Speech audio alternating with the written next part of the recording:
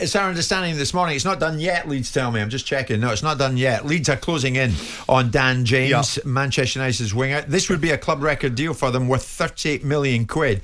Now, interestingly, Simon, James came close to joining Leeds from Swansea way back January 2019. He passed a medical on deadline day, but the move collapsed because the clubs disagreed over the structure of the deal.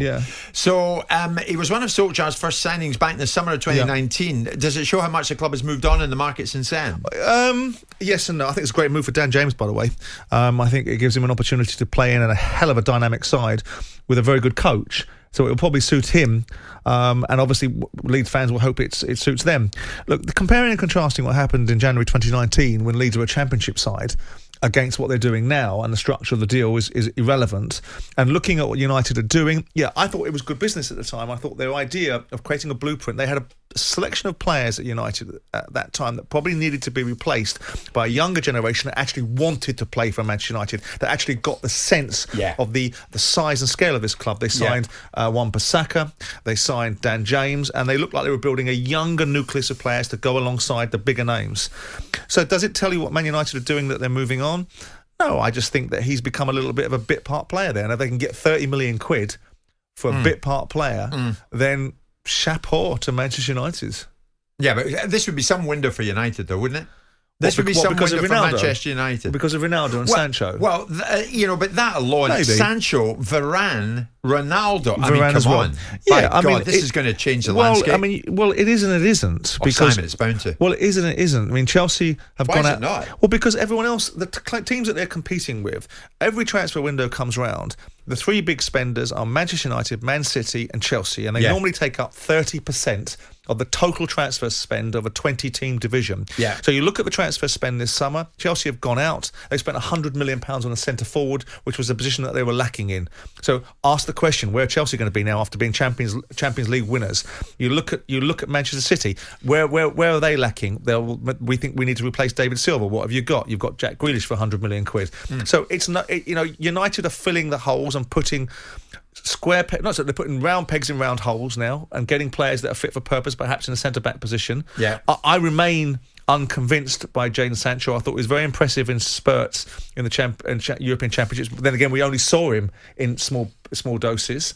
So we'll see about that. And Ronaldo, well, we will see what Ronaldo does. We will see if Graham Souness is right in his observation that in the big games, I don't think Ronaldo is going to put the fear of God into Virgil van Dijk. I don't think Ronaldo will put the fear into some of these central defences that are perfect, but he will probably put the fear into Crystal Palace or Wolverhampton Wanderers or Burnley or Brentford or Newcastle United. And if the league gets one in those moments, and often it does, because if you look at the head-to-head records, Ole Gunnar Solskjaer stands up against anybody, despite my criticism. Yeah, but Ronaldo, big occasion player. Yes, I know. But never mind Brentford and people like that. With all due respect, big occasion player. But if you've got big occasion players that are playing against proper centre-backs, we will see if Ronaldo is still able to turn the screw at a level that I question he'll be able to do at. It's one thing playing in Italian football, which I know is very defensive-minded and very technical, but it isn't as physical. You are getting worried now, though. I know you're getting worried. I know when you start getting worried and you're showing signs of it. I'm not. This is a sign of intent from United. They can go on and win the Premier League now. The sun shines on a dog's backside eventually, and there's going to be a point where Ole Gunnar Solskjaer wins something. If you keep buying £150 million worth of footballers, you're going to win something somewhere along the line. Look at Varane. I mean, he's a serial winner. But that's my point. Ronaldo. So if you keep on investing in somebody, then eventually they'll win something. But I still don't believe, with Ronaldo in the mix, if he wins the Premier League, I'll be wrong by a year. I said a year ago they wouldn't win anything. Now, I still don't believe that they've got the competency at management level to take them across the line to defeat Klopp or to defeat Tuchel or to defeat Guardiola. But if I'm wrong, I'll be wrong. And I'll be wrong for the right reasons. But I doubt I will be. Well, okay. Look at the upgrade. With all due respect to Dan James, 2019, look at what's happening now. Sancho, Varane, Ronaldo. But do you remember when Dan James made his debut against Chelsea in the first game of the season when Man United smashed Chelsea 4-0 at Frank Lampard? Everyone went, whoa, look at Dan James. Oh, for sure. We will see. Yeah. We will see. But Simon, to be fair, we're talking about calibre of player. Now, you have to admit for the first time now, United have to be considered as serious contenders for the Premier League. They have always been a serious contender for the Premier League. And the word contender will continue to reverberate. I mean, they're because all winner contenders. is the word that... But United are serious contenders. But they were contenders So are last year. Chelsea, so are City. United are serious contenders. But my now. remonstrations, insofar as they're remonstrations, have always been based upon the principle that United should be very much contenders and should be knocking on the door of winning the Premier League, not as a given, but because of an assumption of what Man United represent to their supporters and what they represent to English football. Now, then you superimpose Ole Gunnar Solskjaer over that and say, if people are going toe-for-toe with you, if they're going to match your spend, if Man United are stealing a march and spending 200 million quid and everyone's spending 50 million quid, then I'll say the spending power will dictate a little bit more than perhaps the management will. If you're going toe-to-toe and spending a comparable amount of money, and you've already got a bloody good squad at City and a bloody good squad at Chelsea, then it becomes about something else. It becomes about that little X factor, which might just be the manager. And if you believe that Ole Gunnar Solskjaer will have the chops to overcome a like-for-like squad at Chelsea and a like-for-like squad at Manchester City, then that's your opinion, it's not mine.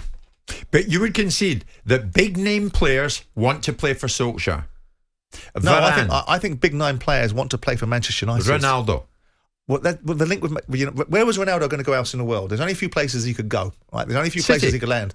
Now, I think Souness was right on Friday that there's a legacy that he doesn't need to compromise because economically he's set. So it was only going to ever go to a few places. He was either going to go to PSG, that there was no space for because Messi's gone there, and you're not going to get Ronaldo and Messi on the same side, right? Or he goes to Man United. Or he goes to America or somewhere like that. I mean, he's not going there, is he? So United was probably the destination he lands at and obviously the one he's going to be at. But I don't think Ronaldo does as much as everybody thinks he does. Okay. And I'll either be right or wrong, won't I? People seem to love... What did you say? Sunshine in the dog's backside? Yes. All right, okay. Yeah. But you did get your square pegs and round holes mixed up somewhat, and no, that could have been fatal. No, what I normally say is square pegs and round holes, but what I was suggesting in this one is you get a round peg and a round hole because he's got it right this time. There you go. Jim White and Simon Jordan, Monday to Thursday morning 10 till 1 on AM, on DAB, via the talkSPORT app and on your smart speaker. talkSPORT.